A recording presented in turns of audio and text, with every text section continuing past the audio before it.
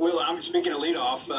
Very first pitch of the ball game leaves the yard. I mean, so obviously it's a long ball game. When that happens, though, is that kind of your hey, welcome to the tournament moment? How did you respond?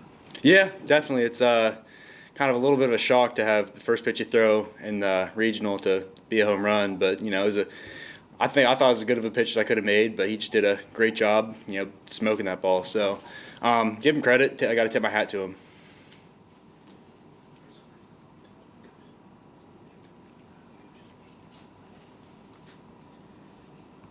Now you're muted. Tyler Orca. Yeah, well, it seemed like late there they got either a leadoff guy on or they hit another home run, but it seemed like every time they were trying to get to it, you were able to string some outs together and get out of innings and then come out for another one. What was it like for you late there when you're going through that, and kind of what did you channel to keep coming out and extend your outing as long as you did? Just trying to trust my defense. Just doing whatever I can to get outs. It doesn't always have to be strikeouts, but I got a great defense playing behind me, so I could just let them do some work too. Next up, we'll go to Theo DeRosa. Theo, hop on in there. Well, being able to go 7, how important was that just in terms of saving the bullpen and preserving that for the rest of the weekend? Definitely pretty big. I'm really happy I could do that for us and kind of eat up as many innings as I could, just to kind of save us for the next few days. Next up, we'll go to Robbie Folk. Robbie. Well, it's always a big hot topic before getting into regionals. Who do you pitch in game 1? And Coach went with you. What do you think went into that decision? And also, when did you find out about that? I knew about that at the beginning of this week. So we kind of just modeled my throwing routine off of what I'd usually do if I were to start Friday, and kind of just modeled my routine off that.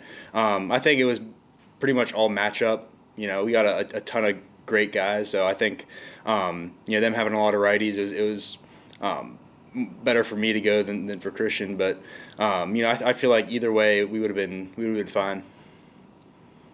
And a follow-up, if you don't mind, this season it just seems like anytime somebody's barreling you up or you give up a couple of hits, maybe a home run, it just seems like you're able to bear down and not let that snowball. What's your mindset out there if you give up a home run or if you give up guys on base? How do you feel like you handle that?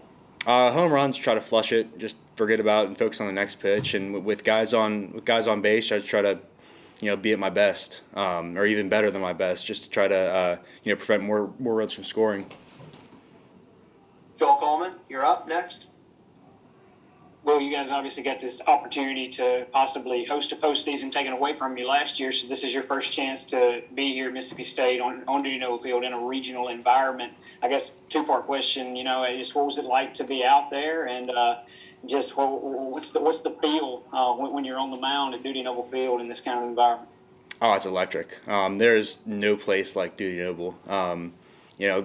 Growing up, I was never playing in front of big crowds, so coming here and playing in front of 10,000, 15,000 people is incredible. There's nothing like it. David Murray.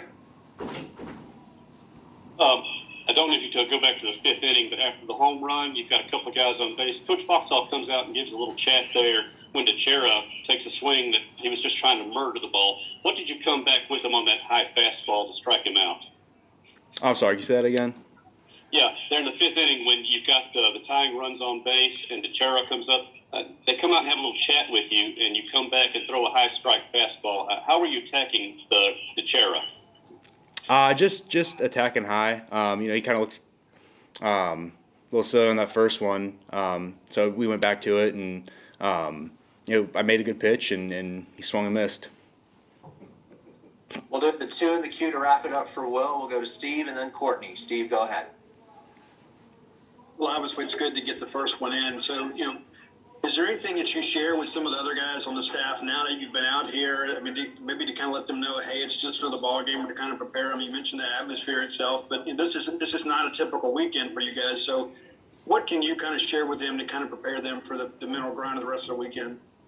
Most of the guys know just to compete no matter what the situation is. We've had some pretty big crowds like this before, like the Ole Miss weekend. So a lot of the guys have pitched in atmospheres like this. I have no worries about them not competing and not doing what they do.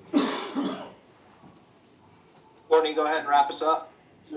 Sorry, my camera's not working for some reason, but Will, a lot of people were kind of shocked, I think, to see you heading into the 7th inning. How comfortable were you at that point to go back in and help your team?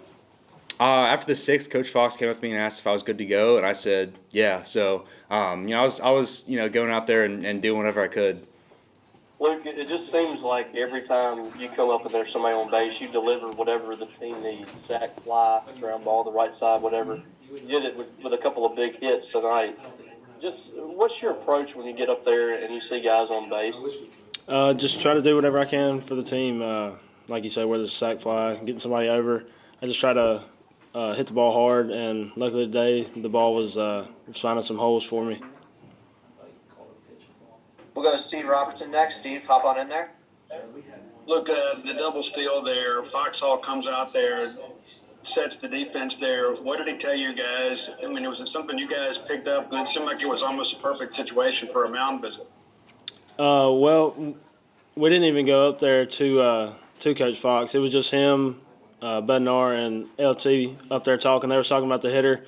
We kind of had an idea. We've been working on it in practice this week. We kind of had an idea that they might do something there, and didn't get it out. But we'll come back to the very next pitch and struck the guy out. So that was huge for us. And there's been a couple times this year. I mean, you guys have put that on film that hadn't played that well and given up a run. So how big is it to kind of snuff that out? And even though you didn't get it out, you didn't give up a run. I think it's big. Teams see that. Teams see that sometimes we take the out or whatever we might do. And it was big that we didn't give up any more runs because I think we was up by 2 right there. And but yeah, it was big. We'll swing it over to Joel Coleman next. Joel, hop on in there.